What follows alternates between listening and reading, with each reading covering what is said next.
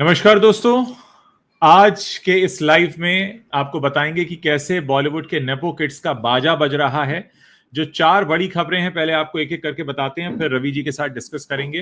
पहली खबर तो यह है कि अनीत पड्डा की सेकंड फिल्म का अनाउंसमेंट हो गया है। जो लोग थामा देखने गए, उन्हें पता चला कि अगले साल दिसंबर में क्रिसमस के मौके पर शक्तिशालिनी ये फिल्म आएगी और इसमें अनीत पड्डा दिखाई देंगी। पहले इसमें कियारा आडवाणी है ऐसा सुनने में आया था, लेकिन कियारा आडवाणी जो कि किसी नेपो किड से कम नहीं है, बहुत इन्फ्लुएंशियल फैमिली से आती हैं, उनको बाहर का रास्ता दिखा दिया गया है। उधर खबर यह भी है कि टाइगर श्रॉफ को एक फिल्म में एंटी हीरो का रोल दिया गया है, जिसमें जानवी कपूर हैं हीरोइन है और लक्ष्य उसमें हीरो हैं। लक्ष्य जो कि नॉन फिल्मी बैकग्राउंड से आते हैं वो हीरो हैं, और टाइगर श्रॉफ नेपो किड होने के बावजूद एंटी हीरो की कैटेगरी में डाल दिए गए हैं। उधर खबर यह भी है कि फिल्म नादानिया के लिए जो इब्राहिम अली खान को ट्रोल किया गया था, उन्हें अपनी गलती समझ में आई है और वो हाथ जोड़कर माफी मांग रहे हैं। साथ ही उम्मीद कर रहे हैं कि अगर कभी उन्हें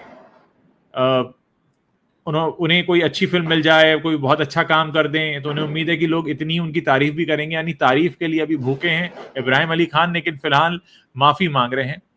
और एक और खबर यह है कि अनन्या पांडे को अमृता शेरगिल की बायोपिक से बाहर का रास्ता दिखा दिया गया है।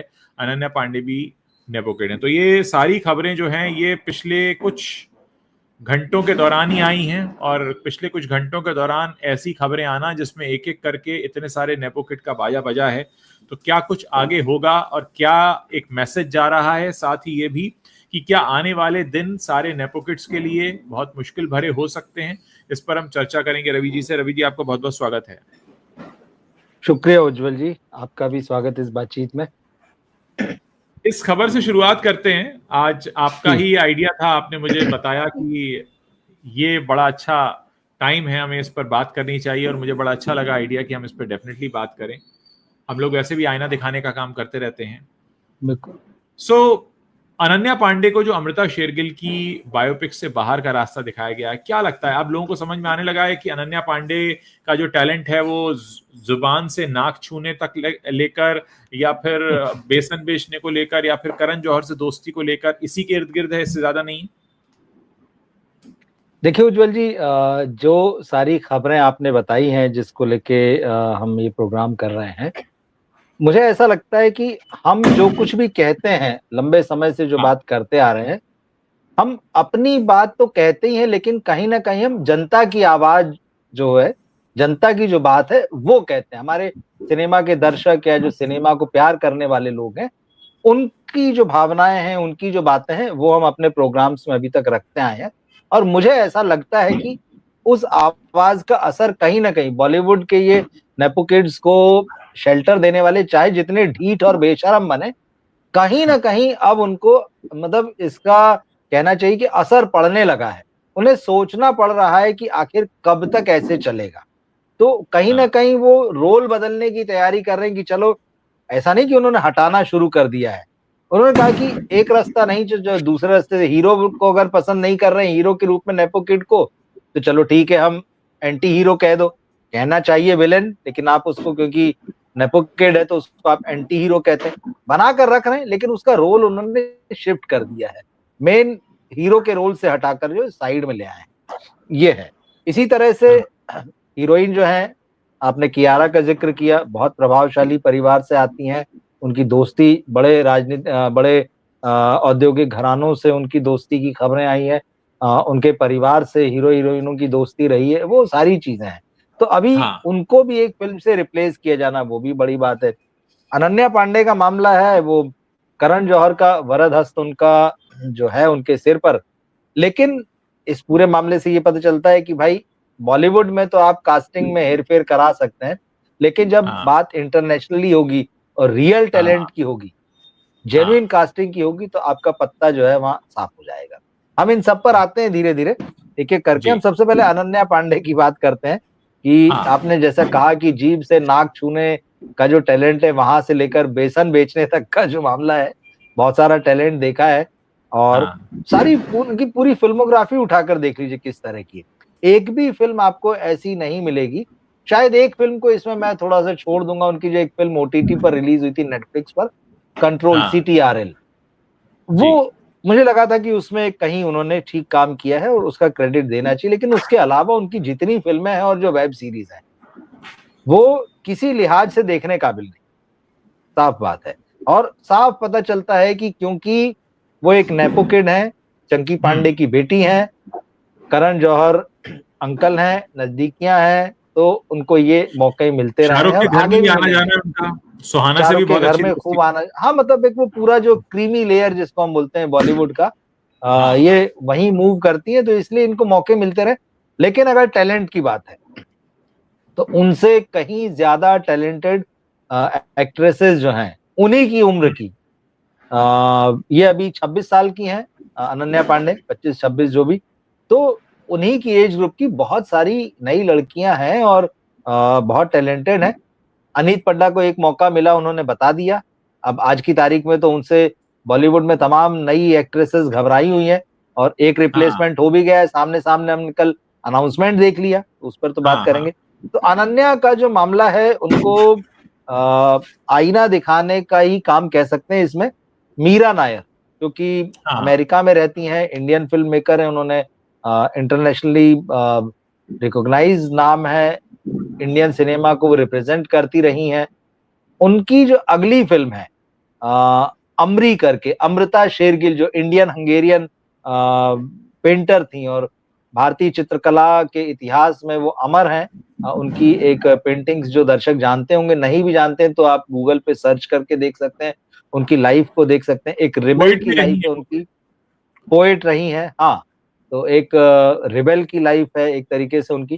तो वो बहुत इंटरेस्टिंग, और लंबे समय से ये बात चल रही थी कि अमृता शेरगिल की बायोपिक बनेगी बनेगी। अब यह है कि वो फिल्म जो है बनने के स्तर पर आ गई है, मीरा नायर उस फिल्म को बना रही हैं। अब जब इसकी कास्टिंग की बात आई तो अनन्या पांडे उस रेस में शामिल थी। पिछले 4-6-8 महीने से, बल्कि पिछले साल से ये चर्चाएं चल रही। और मुझे कहीं ना कहीं अब ऐसा लग रहा है कि बॉलीवुड के जो मेकर्स हैं, नेपो वाले जो मेकर्स हैं, अब उनको पता चल रहा है कि जब बॉलीवुड में इनकी दाल नहीं गल रही है नेपो किड्स की, तो कहीं ना कहीं उनको इंटरनेशनल प्लेटफॉर्म पर स्टेब्लिश करने की कोशिशें हैं। आपने देखा होगा कि आलिया भट्ट भी हॉलीवुड की फिल्म करने गई थी, छोटा सा रोल हाँ उन्होंने किया था।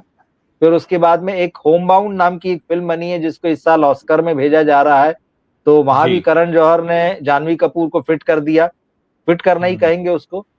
यहाँ हम्म। भी एक कोशिश ये थी कि भाई मीरा नायर की फिल्म किसी तरीके से उसमें अनन्या पांडे, लेकिन खबरें ये आ रही है कि वहां से उनकी विदाई हो गई, रिजेक्ट हो गई हैं, उनको जो है उस फिल्म में नहीं लिया गया है। और एक दूसरी एक्ट्रेस हैं, नाम तान्या मानिक तल्ला। अगर हाँ दर्शकों ने असूटेबल बॉय नाम की वेब सीरीज देखी हो, बड़ा खूबसूरत चेहरा है और भी कई हाँ फिल्मों में भी आई है वो, तो उनको लिया है इस फिल्म में। तो देखिए, जब भी कहीं ना रियल टैलेंट की बात है, बात सिर्फ चेहरे मोहरे की नहीं है। डायरेक्टर, जो रियल डायरेक्टर होता है, जो रियल फिल्म मेकर होता है, वो आपकी पर्सनैलिटी के साथ साथ आपका एक्टिंग टैलेंट भी देखता है। बिल्कुल। बॉलीवुड में तो आप कुछ भी चला सकते हैं, आप तो यहाँ मतलब गधे को घोड़ा बना दीजिए, कोई फर्क नहीं पड़ेगा, मतलब वो बना के चला ही रहे, बहुत सारे चल रहे हैं इसी तरीके से। लेकिन बाहर ऐसा नहीं चलता है। तो सिर्फ ऐसा नहीं कि आपकी पर्सनैलिटी मैच कर जाए या आपकी पर्सनैलिटी ठीक लगे तो वो आपको ले लेंगे। आपकी कितनी एक्टिंग स्किल है, कितना आप डेप्थ में जा सकते हैं, कितना किसी कैरेक्टर को एब्जॉर्ब कर सकते हैं, किस तरह से उसको पोर्ट्रे कर सकते हैं, आपकी डायलॉग डिलीवरी, हजार चीजें होती हैं देखने के लिए, वो वहां बिल्कुल। देखा जाता है और इससे यही पता चलता है।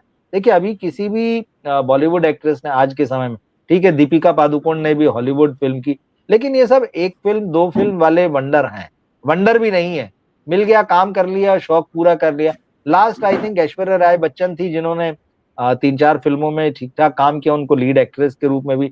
लेकिन हॉलीवुड की अपनी काम करने का तरीका है, उनका स्टोरी टेलिंग अपने तरह का है, तो वो बहुत कुछ डिमांड करता है जो हमारे यहाँ कल्चर से मैच नहीं करता है। तो हम्म। हालांकि इस वक्त तो ऐसी एक्ट्रेसेस हैं जो उसके लिए एकदम तैयार हैं कि ठीक है, आप हमें बताइए क्या करना होगा, आप तो ले लें, लेकिन टैलेंट कहाँ से लाएंगे।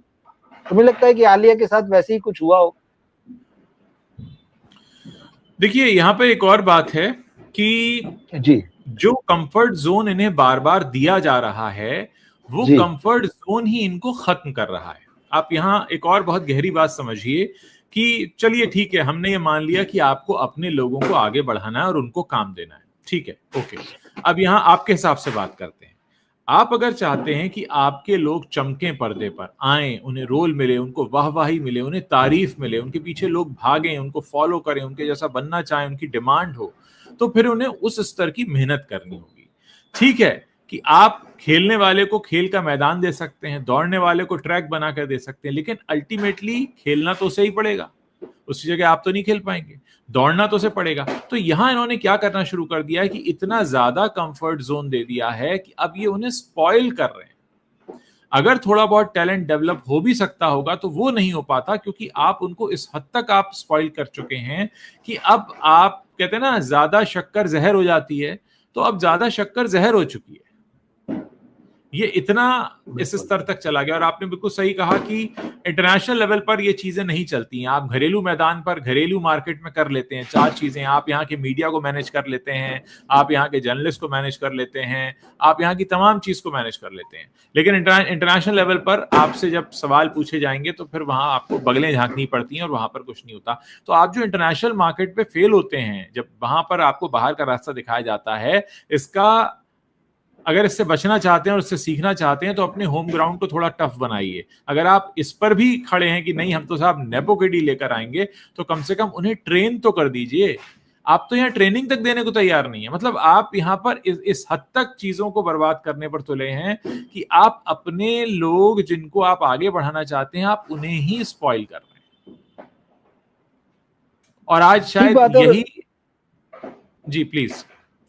जी नहीं, और इसमें मीडिया का भी रोल है। मतलब ऐसा नहीं है, जो मीडिया जो है, सो कॉल्ड मीडिया जो इनकी सेवा में लगा रहता है और विभिन्न कारणों से इनकी खबरें छापता रहता है, इनको सुर्खियों में बना के रखता है, वो लादता है वो भी ऑडियंस के ऊपर कि देखो आपने फ्लॉप कर दिया मगर ये खबरों में बने हुए हैं। अनन्या पांडे इसलिए आजकल खबरों में बनी हुई पिछले कुछ दिनों से कि स्किन टैन जो है, बोले वो दिखा रही है, वो कागज घिस घिस के अपने हाथ के ऊपर, देखो नहीं ये रियल है, ये मैंने ब्राउन कलर नहीं लगाया है। और मीडिया उसके वीडियो और तस्वीरें खूब शेयर करता है और बताता नहीं नहीं देखो रियल है, और लोग इस पे बातें कर रहे हैं। क्या मतलब है इन चीजों का? आप उनकी फिल्म और टैलेंट पे बात करो ना यार।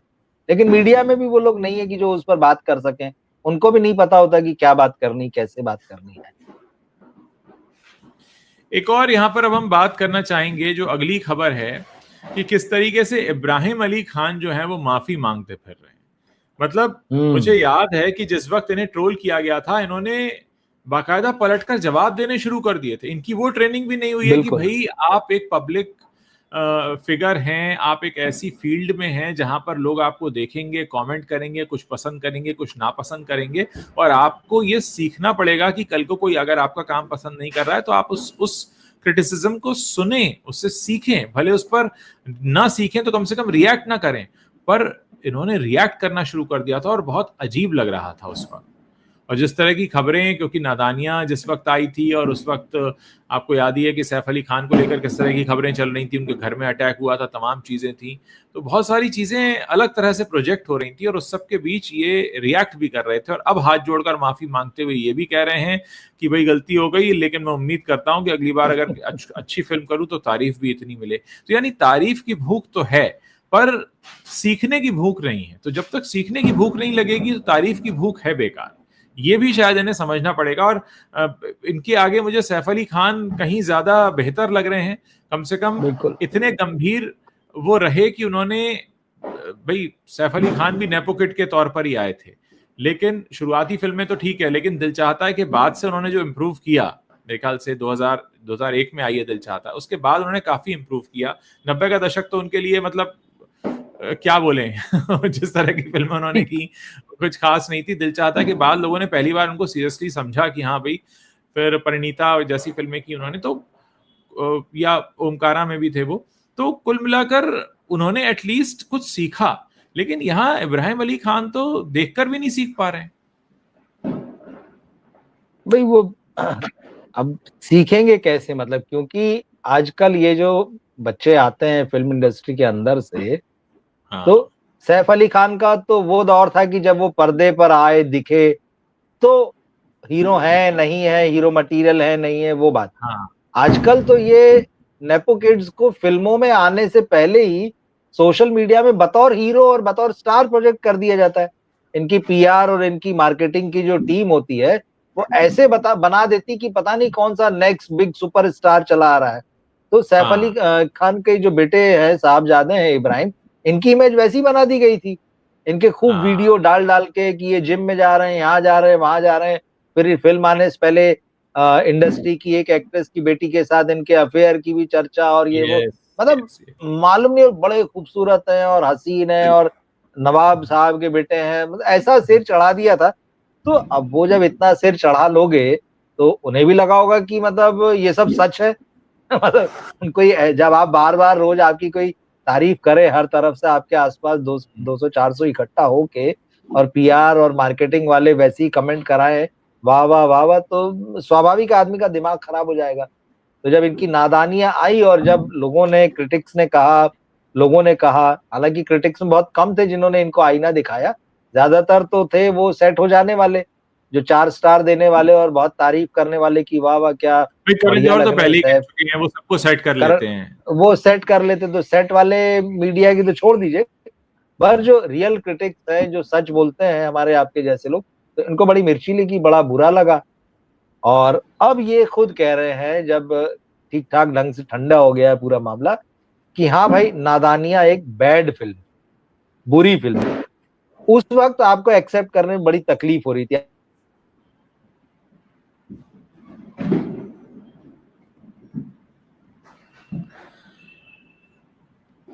रवि जी, शायद आपका नेटवर्क थोड़ा वीक है। जी जी, आप बीच में फ्रीज हो गए थे, जी। हाँ हाँ जी। तो उस वक्त इनको घबराहट हुई होगी कि अरे मुझे क्रिटिसाइज किया जा रहा है, नादानियां, मेरी डेब्यू फिल्म है, उसको खराब बताया जा रहा है। तो पता है, ऐसा तो नहीं कि मेरा कैरियर शुरू होने से पहले डूब जाएगा। मगर बात यह है कि सुनना आना चाहिए। लेकिन इनके आसपास वो जो पूरा जमावड़ा रहता है ना, जो इनको हमेशा सिर पे बैठाए रहता है, जो इनके चमचे जो हैं, अभी तो एक कुछ बने नहीं है, उसके बावजूद चमचों की फौज लेके चलते हैं। तो उन चमचों ने जो इनको सिर चढ़ाया था, तो ये उसी का नतीजा था। उस वक्त ये बिफर गए थे और काफी सोशल मीडिया में कमेंट्स भी थे कि भाई, और इनके साथ साथ जो है, आप देखिए बॉलीवुड में कई एक्टर्स और डायरेक्टर्स की फौज उतर आई थी।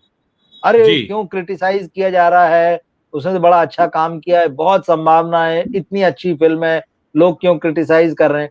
फिर इसके बाद इनकी एक दूसरी फिल्म भी आई, आई थिंक उसका नाम था सरजमीन, था शायद, तब्बू थी, है ना। हाँ, तो काजोल थी इसमें, तो सॉरी, काजोल थी, हाँ। तो काजोल और पृथ्वीराज सुकुमार, हाँ। तो उस फिल्म में भी इनका काम बहुत खराब था। उसके बाद ये थोड़े ठंडे पड़े, तब इनको समझ में आया कि कहीं गड़बड़ है।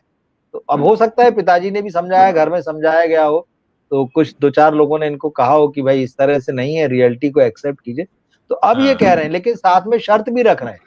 कह तो रहे हैं कि मेरी पहली फिल्म बहुत बुरी थी और मुझे बहुत ट्रोल किया गया, लेकिन साथ में आप लोगों से ये भी कह रहे हैं कि मैं मानता हूं, मगर अगली बार जब मेरी अच्छी फिल्म आए तो इतनी ही तारीफ कीजिएगा, मतलब फाइनली आपको तारीफ कीजिएगा। वो ये नहीं कह रहे हैं कि अगली बार भी मेरी फिल्म आएगी, मैं बहुत मेहनत करूंगा, मैं अच्छा काम करने की पूरी कोशिश करूंगा, आप तब भी मुझे सही राय दीजिएगा या सही ओपिनियन बताइएगा या मुझे गाइड कीजिएगा, जिससे मैं अपने आप को इम्प्रूव कर सकूं।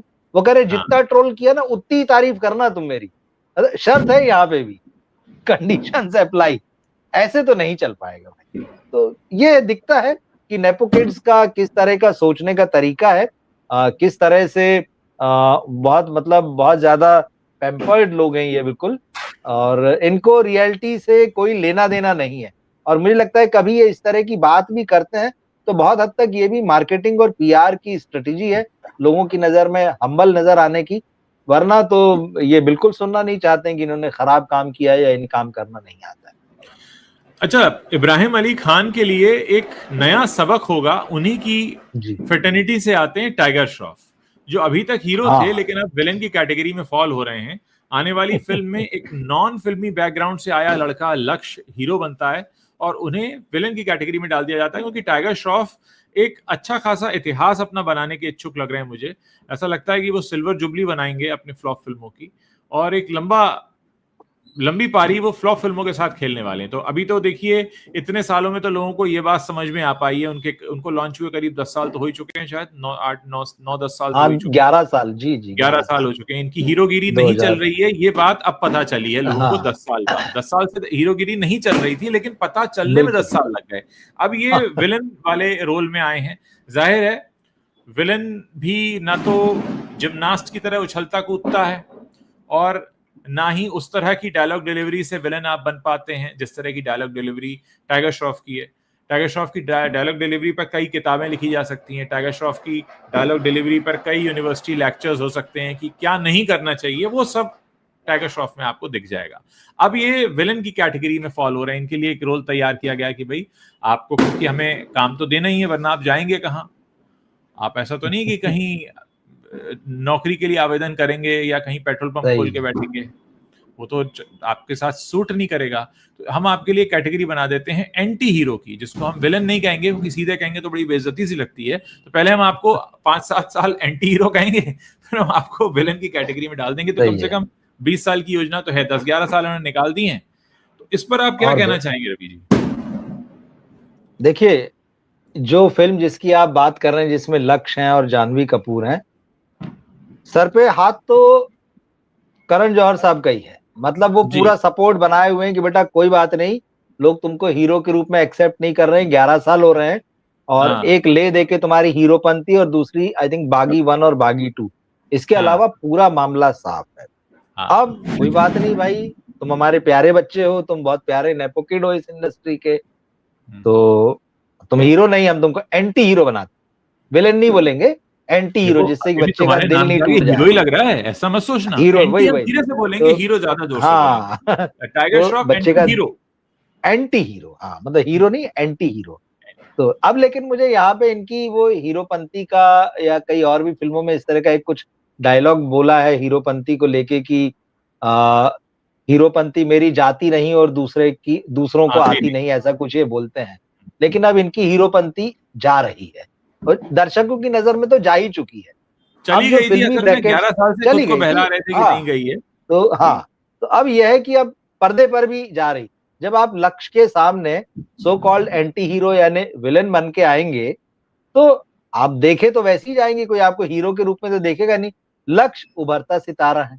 अब हालांकि ठीक है, करण जौहर पूरा क्रेडिट लेते हैं कि भाई मैंने लक्ष्य को लाया, और यही एक इस वक्त उनके नाम पर थोड़ा खुद एक होता है ना, ढाल होती है हमले से बचाव की, एक ये और एक राघव जुयाल, ये दो लड़के जो किल में जो है। राघव जुयाल को तो खैर वो नहीं लेकर आए हैं, राघव जुयाल पहले से हैं, तो आजकल वो ये नाम तो थोड़ा सा अब जो है बाकी नेपो किड्स को मुझे लगता है ये शायद करण का अगला प्लान है कि जो नेपो किड्स नहीं चल पा रहे हैं उनको पैरेलल लीड में लेके आओ, विलेन के रूप में लेके आओ। मजबूरी है उनकी, वो ऐसा करना नहीं चाहते लेकिन मजबूरी है। मगर ये एक बड़ा झटका, जैसा आपने कहा कि इब्राहिम अली खान जैसे लोगों के लिए ये सबक भी है। उनको मेहनत करना पड़ेगी, उनको काम करना पड़ेगा। अब उनके पहली बार शायद ये सबक गया है, ये लेसन गया है कि आपको सिर्फ नेपोकिड होने से नहीं चलेगा, आपको अब मेहनत करना पड़ेगी, आपको एक्टिंग सीखनी पड़ेगी, आपको जो रोल दिया गया है आपको उसे परफॉर्म करना पड़ेगा, आपको कैरेक्टर में उतरना पड़ेगा, और दर्शक आपको झेलने के मूड में नहीं है। कहीं ना कहीं ये पहला एक्सेप्टेंस इस फिल्म इंडस्ट्री में करण जौहर के अंदर ये दिखाई देता है, यही वजह है। लेकिन उनका नेपो प्रेम नहीं जा रहा है, तो इसीलिए जो है वो यहाँ पर टाइगर श्रॉफ को हीरो से एंटी हीरो बनाते हुए नजर आ रहे हैं। देखेंगे फिल्म आएगी तो कैसा होता है। लक्ष्य को मुझे लगता है वो इसीलिए लेकर आए हैं ताकि लक्ष्य को लाकर वो अपना दूसरा लक्ष्य साध सकें कि किसी तरह टाइगर श्रॉफ को बॉलीवुड में अच्छे से और कुछ 10-12 साल नापने का मौका दें। बिल्कुल क्योंकि बिल्कुल, देखिए हाँ टाइगर श्रॉफ जब भी रिटायर होंगे मुझे लगता है तब तक बागी 10, बागी 15, बागी 25 आ चुकी होगी। किसी तरीके से वो कर रहे होंगे सब। अब उनके लिए पूरा प्लान है, पेंशन प्लान है, रिटायरमेंट हाँ प्लान है। और भाई जब तक करण जौहर जैसे लोग हैं तो नेपोकिड्स को क्या चिंता है। हीरो नहीं तो एंटी हीरो तो बन ही जाएंगे, और किसी तरीके से दुकान तो चली जाएगी। खैर आगे बढ़ते हैं, अगली खबर की बात करते हैं। कैसे जब लोग थामा देखने गए तो इंटरवल में एक अनाउंसमेंट हुआ कि भाई अनीत पड्डा की अगली फिल्म होगी शक्तिशालिनी, जो कि हॉरर यूनिवर्स से ही आ रही है। तो इसमें पहले खबर ये थी कि कियारा आडवाणी है, लेकिन कियारा आडवाणी अब शादीशुदा भी हैं, एक बच्चे की माँ भी हैं, और पिछला उनका जो ट्रैक है वो कोई खास कमाल का नहीं रहा है। इस बीच अनीत पड्डा की बात करें तो फिलहाल उनके नाम के आगे एक ही फिल्म है, लेकिन वो बहुत जबरदस्त फिल्म है जिसका नाम है सैयारा, जिसको लोगों ने हाथ में ड्रिप लगा के देखा था। भले वो ड्रिप प्रायोजित थी नहीं थी वो तो कोई चेक नहीं कर सकता, और जिसको ड्रिप कभी लगी नहीं होगी वो तो नहीं समझ पाएगा, लेकिन जिसको लगी होगी उसको पता लगेगा कि ड्रिप के साथ चलना थोड़ा मुश्किल होता है, चुभती है, वो लगती है। खैर, पता नहीं उस फिल्म में ऐसा क्या था, लोगों को डर था कि जल्दी उतर जाएगी फिल्म, इसलिए जल्दी जाकर देख लो, क्योंकि ये भी हो सकता है कुछ लोग इसलिए देखने गए हों। खैर, तो वो जो ड्रिप वाली फिल्म थी, उसके बाद अब उनको ये नई ट्रिप मिल गई है, शक्तिशालिनी, और कियारा आडवाणी जिनके बारे में कहा जा रहा था कि वो इस फिल्म का हिस्सा है, लेकिन अब वो हिस्सा नहीं है, अब अनीत पड्डा है। तो क्या हम समझे रवि जी कि अब जमाना बदल गया है या बदलना शुरू हो चुका है, क्योंकि बहुत कुछ ऐसा हो रहा है जो पहले कभी हुआ नहीं था? बिल्कुल, इसमें देखिए दिखाई तो दे रहा है, क्योंकि हम यहाँ कियारा की बात इसलिए कर रहे हैं कि भले ही वो सीधे तौर पर नेपो किड नहीं है, लेकिन वो इन्फ्लुएंशियल फैमिली से आती हैं। उनकी फैमिली की फिल्म इंडस्ट्री में पुरानी जान पहचान रही है, सितारों से उनकी फैमिली का बड़ा आराम से परिचय रहा है, और वो हाई सोसाइटी से आती हैं, और अंबानीज के साथ जो है, अंबानीज के जो बच्चे हैं उनके साथ उनकी दोस्ती, तो हमेशा वो उस चीज के लिए बड़ी चर्चा में रही।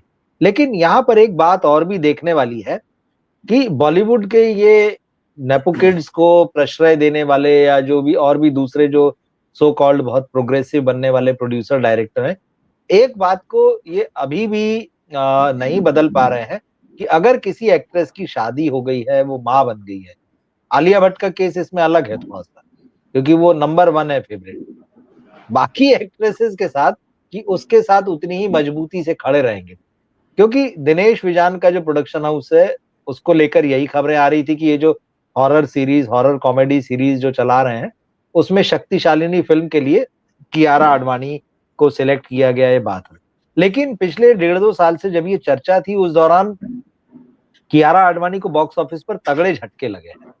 उनकी आखिरी फिल्म भूल भुलैया 2, शेरशाह और भूल भुलैया 2 ये फिल्में ठीक थी।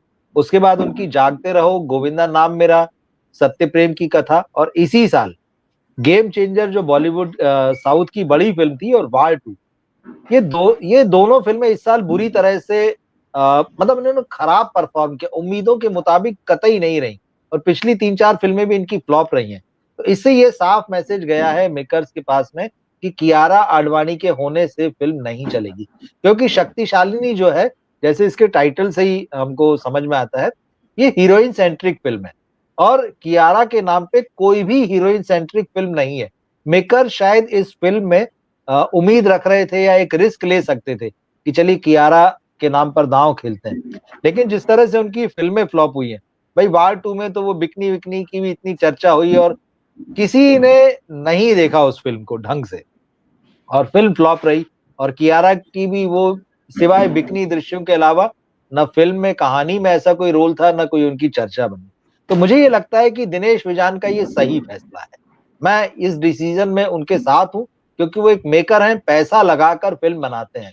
तो कोई भी ऐसी एक्ट्रेस जिसमें आपको वो संभावना नहीं दिखती है कि वो आपकी फिल्म को कैरी कर सकती है, आपकी कहानी को कैरी कर सकती है, बॉक्स ऑफिस पर वो ऑडियंस को खींच सकती है, तो फिर वो क्यों उस पर दांव लगाएगा। अब हम देखते हैं कि करोड़ों में, सैकड़ों करोड़ में फिल्म का बजट होता है। अनीत पड्डा एकदम नया मामला है, बहुत फ्रेश है, और उनमें बहुत संभावनाएं दिख रही हैं लोगों को। तो अगर उन्होंने उनको रिप्लेस किया, किसी और एक्ट्रेस ने रिप्लेस किया होता तो शायद सवाल भी उठते, लेकिन इस वक्त अनीत पड्डा जिस स्थिति में है, एक फिल्म के बाद में, और ये फिल्म भी बहुत दूर नहीं, शक्तिशालिनी नेक्स्ट ईयर ही आएगी, तो लोगों के दिमाग में अनीत की एक जो हिट एक्ट्रेस वाली जो पहली फिल्म के साथ उन्होंने जो एक बड़ा कमाल किया है बॉक्स ऑफिस पर, और उनकी एक जो मासूम सा चेहरा, मासूम सी छवि लोगों के दिमाग में अभी बनी हुई है। अभी आगे जाके किस तरह से वो बदलेगी या क्या होगा वो देखेंगे, लेकिन मुझे लगता है शक्तिशालिनी एक सही चॉइस है कियारा की जगह। मगर ये मैसेज एक बार फिर से वही है, जो लोग भी नेपो किड्स हैं, या जो इन्फ्लुएंशियल फैमिलीज से आते हैं, या जो पॉलिटिकल फैमिलीज से भी जो बच्चे आजकल आ रहे हैं, दर्शक जो सीधे सीधे आजकल एकदम जो मैसेज दे रहे हैं, इनको नहीं देखना है, इनकी फिल्म नहीं देखेंगे, इनको एक्सेप्ट नहीं करेंगे, ये मैसेज कहीं ना कहीं अब बॉलीवुड के अंदर मेकर्स के पास पहुंचने लगा है और ये अच्छी बात है। मुझे लगता है हमने इस पूरे सेशन में बहुत अच्छे से 4 चीजें कवर की। जो लोग लेट ज्वाइन हुए उनसे रिक्वेस्ट है कि आप पूरी बातचीत सुनिएगा। हम आपको समरी में बता देते हैं। हमने बात की किस तरह से अनन्या पांडे को अमृता शेरगिल की बायोपिक से बाहर का रास्ता दिखाया गया है।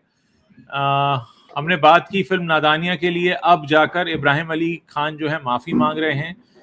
उस वक्त उन्हें काफी ट्रोल किया गया था और वो काफी रिएक्ट भी कर रहे थे। टाइगर श्रॉफ अब हीरो नहीं रहे हैं, वो एंटी हीरो हो गए हैं। किसी तरह उनकी एक्टिंग की दुकान चलाने के लिए अब उन्हें नया रास्ता दिया जा रहा है। अगली फिल्म जिसमें जानवी कपूर हीरोइन है, लक्ष्य जो नॉन फिल्मी बैकग्राउंड से आते हैं उन्हें हीरो बनाया गया है। टाइगर श्रॉफ एंटी हीरो बनाए गए हैं। अनीत पड्डा ने कियारा आडवाणी को फिल्म शक्तिशालिनी से बाहर का रास्ता दिखा दिया है। तो ये कुल मिलाकर वो बड़ी खबरें हैं जो हमें बताती हैं कि बॉलीवुड में मौसम बदल रहा है और इस बदलते मौसम के बीच हम आपके सामने बॉलीवुड के मौसम का ताज़ा हाल लेकर हाजिर हुए थे। बहुत बहुत शुक्रिया रवि जी, आपने बहुत डिटेल में हमारे दर्शकों को समझाया और दर्शकों का भी शुक्रिया। अगर आप चाहते हैं कि आगे भी हम इस तरह की बातचीत करते रहें, उसके लिए हमें आपका सहयोग चाहिए होगा। आप इस वीडियो के नीचे कमेंट करें, अपनी बात लिखें, इसे शेयर करें, ज़्यादा लोगों तक पहुंचाएं। अगर आप ऐसा करते हैं तब हमें ये मदद मिलेगी कि हम YouTube की एल्गोरिदम को समझा पाएं कि इस तरह के लाइव सेशन पसंद किए जाते हैं और वो हमें और ज़्यादा दर्शक प्रोवाइड करें। क्योंकि जब भी हम कोई कंटेंट लेकर आते हैं तो कोशिश होती है कि वो ज़्यादा से ज़्यादा लोगों के बीच पहुंचे। आप लोग बहुत ही पेशेंस के साथ में हमारी बातें सुनते हैं और बहुत सारे रेगुलर दर्शक हैं जिनके अब हमें नाम भी याद हो चुके हैं, इसलिए हम उनके बार बार मैसेजेस भी स्क्रीन पर दिखाते हैं। बहुत अच्छा लगता है आप लोगों के बीच आकर इस तरह से बातें करना, लेकिन इस लाइव सेशन को लोगों के साथ शेयर करना मत भूलिएगा। जितना ज़्यादा आप शेयर करेंगे हमें मदद मिलेगी ज़्यादा से ज़्यादा लोगों तक पहुंचने में। बहुत बहुत शुक्रिया। Thank you Ravi ji, good night. Thank you Ujjwal ji, good night.